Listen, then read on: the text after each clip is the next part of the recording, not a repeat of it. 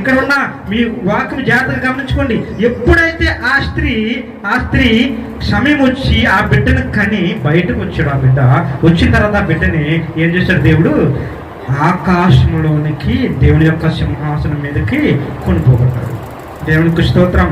మీకు అర్థం కొనుపోవడం అంటే ఏంటో ఇక్కడ మీకు అర్థం చేసుకోవాల్సిన విషయం అంటే, ఆ మగ శిశువు ఎవరు అంటే, ఆ మగ శిశువు, ఆమె గర్భంలో ఉన్న మగ శిశువు, కొనుక్కోబడిన ఆ మగ శిశువు దేవుని యొక్క పరలోక రాజ్యంలోనికి సింహాసనం మీదకి వెళ్ళిపోయిన ఆ మగ శిశువు ఎవరు అంటే, దేవుని యొక్క సన్నిధిలో నిజముగా యేసే దేవుడని నమ్మి నిజముగా దేవుని యొక్క ఆజ్ఞలను పాటించి ఈ యొక్క లోకంలో ఉన్న శరీరాశలన్నింటినీ విడిచిపెట్టి వాటిని దేన్ని కూడా పట్టించుకోకుండా లోకమున్న ఆస్తి సంపద ఏదైతే ఉందో వాటన్నిటిని విడిచిపెట్టి దేన్ని పట్టించుకోకుండా కేవలము దేవుని యొక్క నామమే శక్తివంతమైనది, దేవుని యొక్క నామమే సరైన మార్గమని ఎవరైతే తెలుసుకొని ఈ లోకంలో జీవిస్తారో అలాంటి వారు మాత్రమే దేవుడు సాతాను పట్టుకోవడం సిద్ధంగా ఉన్నాడు కదా. ఆ శిశువుని ఉన్నాడు కదా, సిద్ధంగా ఉన్నా కూడా సాతానుకు దొరకకుండా దేవుడు ఏం చేశాడు?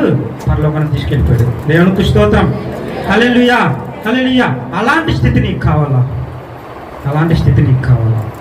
అలాంటి స్థితి దేవుని యొక్క పరలోక రాజ్యంలోకి నిన్ను ఎప్పుడైతే సాతానుడు నిన్ను పట్టుకోవడానికి సిద్ధంగా ఉన్నా, నీ యొక్క దేవుని మందిరంలో నీవు ప్రతిదినము ప్రార్థన చేస్తున్నప్పుడు, ఈ యొక్క 40 దినాలు నీవు ఉపవాస ప్రార్థన చేస్తున్నప్పుడు, ప్రతి ఆదివారం నీవు దేవుని యొక్క మందిరానికి వస్తున్నప్పుడు నీ మీదకి ఎంతో మంది దాడి చేయడానికి సిద్ధపడి ఉండగా, అలాంటి వారి నుంచి దేవుడు నిన్ను తప్పించి కూడా నిన్ను పరలోక రాజ్యాన్ని తీసుకెళ్ళడానికి సిద్ధంగా ఉన్నాడు.